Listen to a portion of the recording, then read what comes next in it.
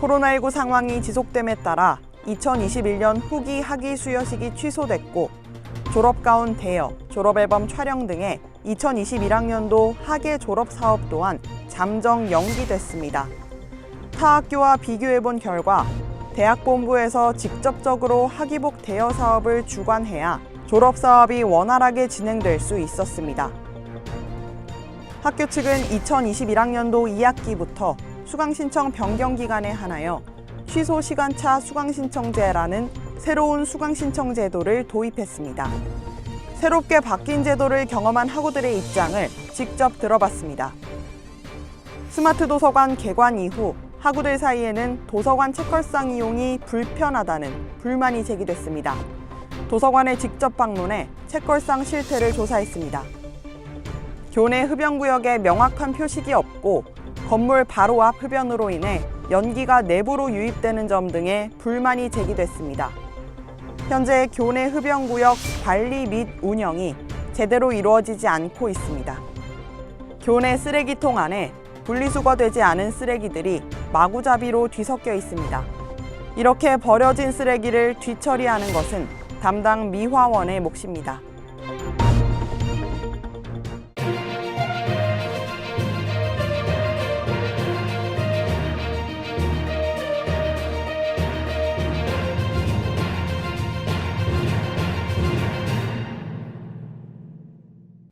여러분 안녕하십니까? FBS 뉴스브리핑 최윤정입니다. 2021학년도 2학기 FBS에서 보도한 학내 소식을 정리하겠습니다. 지난 8월 24일 서울 캠퍼스 총학생회가 졸업사업을 잠정 연기할 것을 공지했습니다. 이에 많은 학우들이 졸업사업에 대한 불만과 아쉬움을 표했습니다. 첫 소식 박서영 이현지 기자입니다. 코로나19 상황이 악화되고 있는 가운데 2021년 후기 학위 수여식이 취소되었습니다. 이에 따라 총학생회에서 주관하던 학위복 대여 및 졸업 촬영 등과 같은 졸업 사업 또한 잠정 연기되었습니다. 학위복을 입고 마무리하고 싶었던 학생들 사이에서 아쉬움의 목소리가 터져나왔습니다. 지난 8월 총학생회 측은 공식 SNS에 졸업사업 관련 공지문을 게시하였습니다. 사회적 거리두기 격상에 따라 경조사를 제외한 행사가 전면 금지되어 졸업사업 취소 결정이 불가피했다는 것입니다. 또한 졸업 학위복 관리 방법을 설명하면서 관리업체와의 협력이 어려워 상시되어 또는 일별 및 시간대별 예약이 불가하다는 의사도 밝혔습니다. 마지막으로 학위복 대여를 비롯한 졸업사업에는 안정적인 인력이 필수적이지만 총학생의 인력만으로는 코로나19 상황에서 원활한 졸업사업을 펼칠 수 없다는 것입니다. 따라서 이번 계기로 졸업사업을 대학 본부로 이관하는 방향의 필요성을 느꼈으며 이에 대해 논의 중에 있다는 소식을 전달하였습니다. 한편 대학 본부에서 졸업사업을 운영해온 서울 시내 다른 대학은 이번 학기에도 차질 없이 졸업사업을 마무리했습니다. 물론 거리두기 4단계에 맞춰 오프라인 졸업식은 취소됐지만 해당 졸업생들은 대학 측에서 대여한 학위복을 입고 캠퍼스 곳곳에서 학교의 마지막 순간을 즐기는 모습을 보였습니다. 대학 본부에서 학위복 대여 사업을 진행해온 이 대학교와 인터뷰를 시도했습니다. 그러나 학교 간의 내부 사정 차이로 인한 오해의 소지를 방지하기 위해 공식적인 인터뷰가 어렵다는 답변을 받았습니다. 다만 이 대학은 지금까지 대학 행정실과의 적극적인 협력이 있었기에 학생들의 접수를 받아 학위복 업체와 연락이 가능했다는 의견을 보였습니다. 또한 본교 졸업생들이 소중한 순간을 최소한으로 남아 기억할 수 있도록 안전과 건강에 유의해 사업을 진행하였다고 전했습니다. 학위복 대여 사업을 진행한 타 학교와 비교해본 결과 우리 학교와 타 학교의 가장 큰 차이점은 주관처였습니다. 대여 방식과 대여 금액에도 큰 차이가 없었지만 타 학교의 경우 안정된 대학 본부에서 지속적인 추진을 해왔기에 이번 학기에도 비교적 학위복을 원활하게 대여할 수 있었습니다. 우리 대학 학위복 대여 사업 이관의 진척 사항을 알아보고자 대학 본부와 인터뷰 시도했지만 아직 공식적인 논의가 진행되지 않아 구체적인 입장을 밝히기 어렵다고 하였습니다. 다만 총학생회로부터 이 안건을 전달받은 것은 사실이라고 표명했습니다.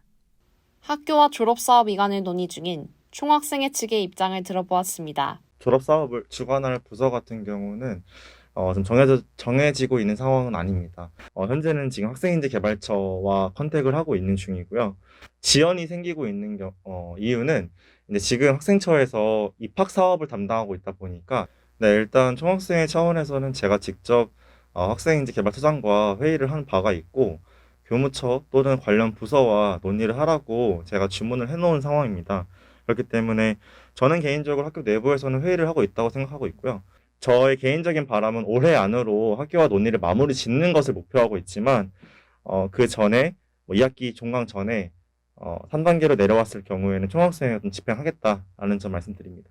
소통 측에서 굉장히 좀 아쉽다라는 말씀을 좀 드리고 비용 문제 간단히 말씀을 좀 드렸었는데 저희 총학생 같은 경우는 학교가 이제 교비 집행을 승인해야만 교비를 쓸 수가 있습니다. 그런 차원에서 학교가 좀 적극 행정 협조를 해줘야 되는데, 네, 이 정도 예산을 좀 배정할 수 있고 어떻게 좀 같이 생각 어떻겠냐 이렇게 협의를 해야 되는데 좀 그런 부분이 안 되고 있다. 그리고 교비 집행이 이제 사전 2주 전에 좀 신청을 해야 지급이 되는 방식인데 졸업 사업 같이 이제 굉장히 주간별로 교비가 집행돼야 되는 경우에 있어서는 굉장히 좀 적합하지 않은 행정 방식이다. 네. 그래서 좀 학교의 고질적인 행정 문제와 소통 문제를 저는 좀 어려움을 잡고 싶습니다. 계속되는 거리두기 방역 수칙과 졸업 사업의 취소로 학생들은 아쉬움을 감추지 못하고 있습니다. 졸업 사업 이관 논의가 계속되는 가운데 향후 코로나 시국에 맞춰 안전하게 졸업 사업이 추진될 수 있을지 귀추가 주목됩니다. 부디 개선된 제도 아래 대학 생활의 마지막이 아름답게 기억될 수 있기를 바랍니다. FBS 뉴스 박서영입니다. 2021학년도 2학기 수강 신청은 조금 새로웠죠. 수강 신청 변경 기간에 취소 시간차 수강 신청제라는 새로운 제도가 도입된 겁니다. 강의 매매 문제를 방지하기 위해 시행된 제도라는데 이에 대한 학우들의 의견과 보완점을 공채원 임준영 기자가 보도합니다. 매 학기 수강 신청 및 변경 기간에 일부 학생들 사이에서 이루어지는 강의 매매 문제로 인해 많은 학생들이 피해를 호소했습니다. 이에 학교 측은 이번 학기 수강 신청 변경 기간에 취소 시간차 수강 신청이라는 새로운 제도를 도입했습니다. 새로 도입된 제도는 수강의 신청과 취소 시간대를 나누어 해당 시간대에 취소된 모든 강의들의 여석을 모아 사전에 공지한 시각에 일괄 제공하는 방식으로 진행됐습니다. 이번 제도는 수강 취소 즉시 해당 강의의 여석이 생성되지 않기 때문에 정해둔 시간에 맞춰 거래를 진행하는 강의 매매가 불가능합니다. 또한 학교 측에서 강의별 여석 수와 오픈 시간을 사전 공지하기 때문에 언제 생길지 모르는 잔여석을 하염없이 기다리지 않아도 된다는 이점이 있습니다. 하지만 수강 신청 마지막 날, 오후 3시 이후에 취소된 수업들의 여석을 제공하지 않았던 점, 모든 학생들이 학교에서 공지한 여석 오픈 시간에 몰려 특정 시간에 수강 경쟁이 더욱 심화되는 등 여러 문제점도 드러났습니다. 새롭게 바뀐 제도를 경험한 학우들의 입장은 어떠한지 한국외대 서울 캠퍼스에 재학 중인 학우분과 인터뷰를 나눴습니다. 수강 신청은 학생에게 있어 굉장히 중요하다고 생각을 해요. 한두 학기 혹은 그 이상을 좌우할 수도 있기 때문인데요. 여기에 있어 한층 더 공정성이 높아진 제도가 대입되면서 전 매우 긍정적으로 생각하고 있습니다. 네, 전 새로 시행된 제도가 더 낫다고 생각을 합니다. 왜냐하면 편법 자체를 쓸 수가 없기 때문에 먼저 줄 선 사람이 먼저 빨리 가져갈 수 있다라는 아주 기본적인 논리가 100% 실현이 되잖아요. 네, 좀 그래서 새로 도입된 제도가 더 좋다고 생각합니다. 마지막 날에 마지막 시간대에 드랍된 강의는 다시 주울 수가 없더라고요.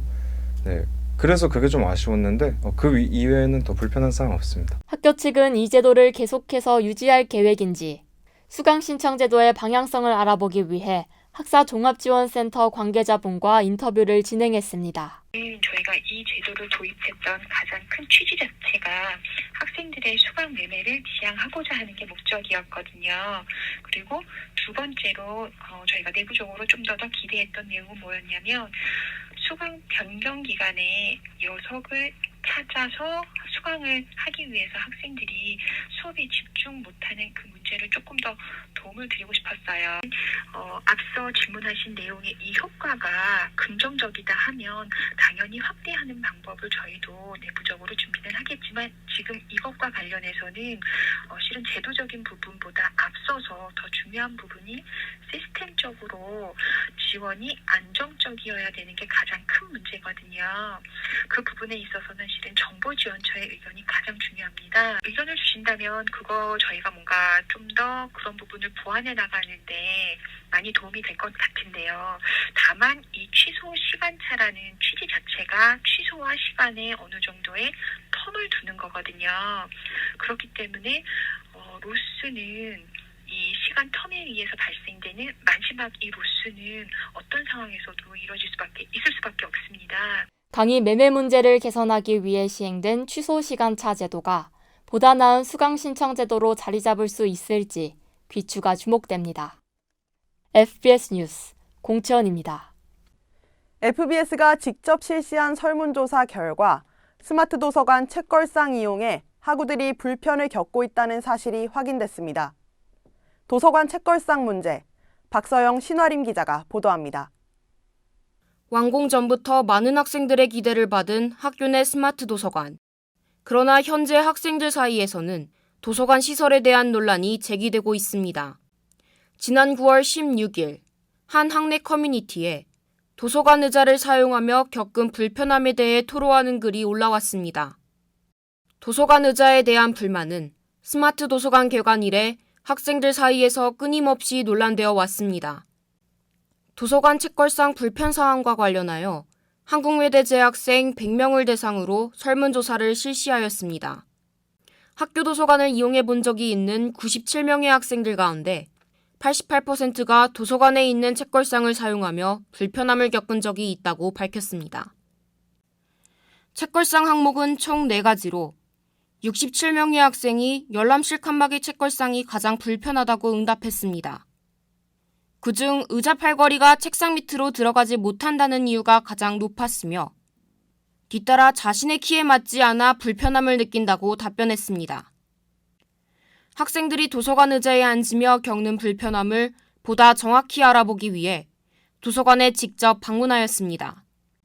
도서관 내부를 살펴본 결과 열람실 속 의자는 모두 동일한 제품이었으나 칸막이 책상에는 의자가 들어가지 않았습니다. 개방형 책상과 칸막이 책상의 높이를 각각 측정해 본 결과 개방형 책상은 66cm, 칸막이 책상은 60cm로 확인되었습니다. 두 책상은 6cm가량 차이가 났는데 이는 칸막이 책상의 보조 프레임의 높이 때문이었고 이로 인해 의자가 들어가지 않는 것이었습니다. 칸막이 책상의 경우 책상과 의자 사이의 간격을 온전히 조정할 수가 없어 학생들에게 불편한 자세를 초래할 수 있습니다. 이와 관련하여 경희의료원 정형외과 강경중 전문의와 인터뷰를 진행했습니다. 일단은 앉아있는 자세가 허리랑 목도 그렇고 등이 척추에 안 좋은 자세인데요. 지금 그림처럼 앉게 되면 옆에서 볼 때 척추의 곡선이 중요하거든요. 허리의 곡선이 일단 아예 없어져 버리고요. 전만증이라고 그러는데 앞으로 튀어나온 전만증이 없어지고 등에는 후만증이 심해지고요. 척추에 전반적으로 아주 안 좋은 자세입니다. 등을 받치지 않고 앞으로 숙인 자세가 되면 거의 허리에 받는 스트레스는 거의 2배가 돼요. 그래서 디스크도 스트레스를 많이 받으니까 퇴행이 빨리 진행이 되겠죠. 등을 펴고 목과 머리를 꼿꼿이 세워가지고 곡선을 유지하는 게 중요하죠. 그다음에 이제 부담을 더 줄여주려면 아무래도 등이나 허리는 기대는 게 더 유리하겠죠. 무게를 줄이니까, 분산시키니까. 그다음에 옆에 팔걸이가 있으면 팔걸이로 또 팔로 또 무게를 더 줄여주면 더 유리하겠죠.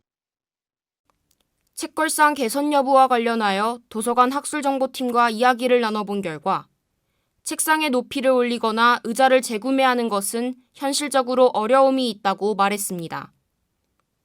그러나 학생들의 불편 사항을 충분히 인지하고 있으며 개선 방법을 지속적으로 모색하겠다고 답변하였습니다. 많은 학생들의 터전이 되는 학교 도서관. 편안한 공부 환경이 조성될 수 있도록 학생들의 불편 사항이 신속하게 해소되기를 기대합니다. FBS 뉴스 신아림입니다. 이어서 교내 흡연 문제 관련 소식입니다. 교내 흡연구역의 범위와 관리 주체가 명확하지 않아 학우들의 불만이 제기됐습니다. 교내 흡연구역 관리 현황을 신아림 전유경 기자가 보도합니다.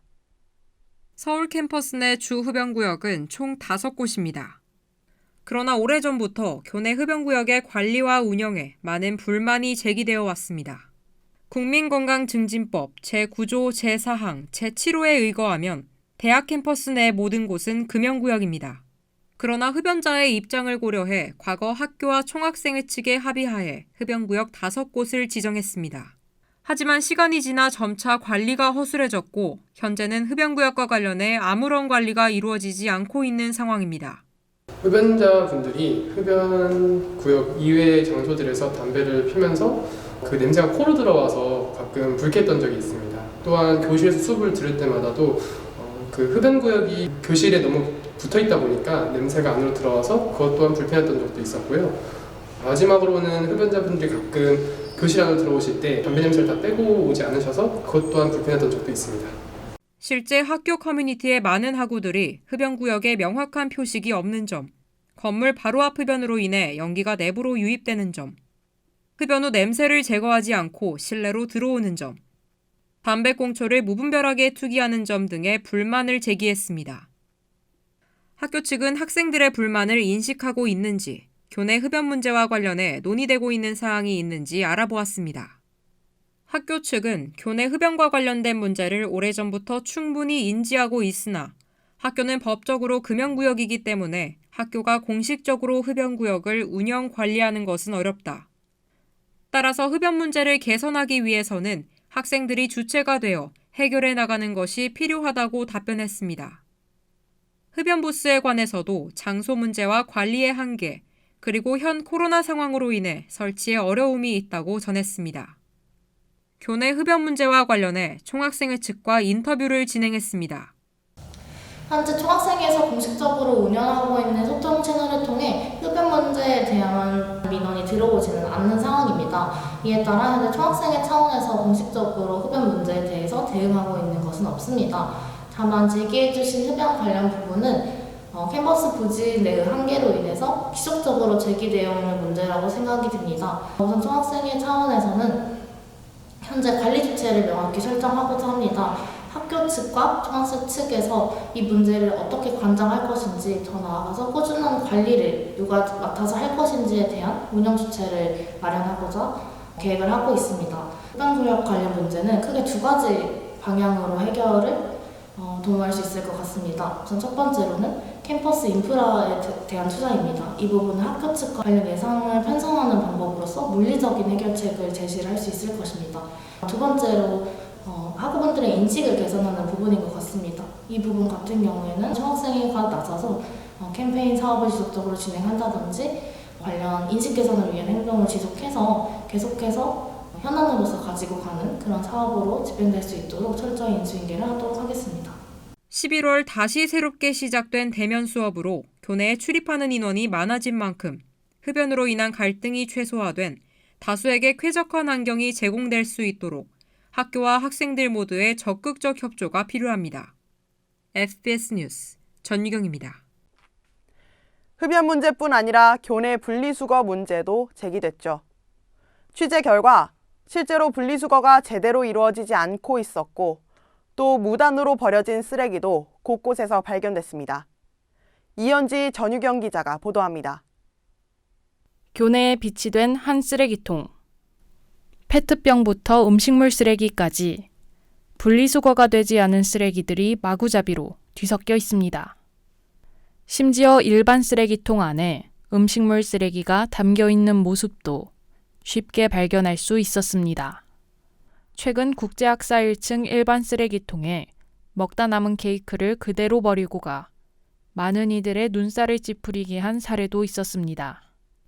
또한 길거리에 무단으로 투기된 쓰레기를 쉽게 찾아볼 수 있었습니다. 이렇게 마구잡이로 버려진 쓰레기를 뒤처리하는 것은 담당 미화원분들의 몫입니다. 10명이면 8명은 그냥 자기 편한 대로 그냥 툭툭 던져버린다. 얘기하면은 이제 뭐 하는데 잔소리 하냐 이런 식으로. 그 가장 큰 문제는 음료수 먹고 남은 거를 그대로 용기에 들은 채로 그냥 버리는 게 최고 문제입니다. 커피가 먹고 그냥 버리는 거예요. 그냥. 들고 내려가려면은 청소하시는 분들이 줄줄줄 흘러. 비닐이 얇고. 캔 종류, 병 종류, 휴지 종류 이렇게 종이 종류 이렇게 써놨는데 거기에만 맞춰서 집어넣어줘도 수월하지. 교내 분리수거에 대한 학생들의 입장을 들어봤습니다. 이런 거를 굳이 길거리에 버려야 될까라는 생각이 들면서 좀 이해가 안 되는 부분이 많은 것 같아요. 쓰레기를 버리는 것만 생각하다 보니까 제대로 보지 않고 쓰레기를 그냥 쓰레기통에만 버린다는 느낌으로 하는 것 같고, 또 버려지는 것도 보면은 그래서인지 제대로 버리지 않는 모습도 많이 보이거든요. 그냥 페트병을 그냥 먹고 바로 버린다든지, 보통 그걸 뜯어야 되잖아요, 라벨을. 근데 그걸 그냥 버린다든지, 쓰레기를 어떻게 분리배출해야 되는지 잘 모르는 것도 가장 큰 이유인 것 같아요. 환경부 재활용품 분리수거 요령에 따르면 페트병은 포장 라벨을 제거하고 내부를 깨끗이 헹궈 버려야 합니다. 캔음료의 경우 마찬가지로 내부를 깨끗이 씻고 캔을 발로 밟아 납작한 상태로 배출합니다. 마지막으로 많은 사람들이 사용하는 테이크아웃 잔입니다. 컵홀더는 종이류에, 빨대와 컵은 깨끗이 씻어 플라스틱으로 분리배출해야 합니다. 쾌적한 환경을 위해 가장 중요한 것은 이용자들의 올바른 인식입니다. 나 하나쯤은 괜찮겠지식의 아니란 마음가짐이 아닌 개개인의 적극적인 자세가 필요한 시점입니다. FBS 뉴스 이현지입니다. 끝날 듯 끝나지 않는 코로나 상황에서 이번 학기도 버텨내느라 수고 많으셨습니다. FBS는 다음 학기에도 학우 여러분께 유익한 소식 전해드리기 위해 노력하겠습니다. 따뜻한 연말 보내시길 바랍니다. 뉴스를 마칩니다. 시청해주신 여러분 고맙습니다.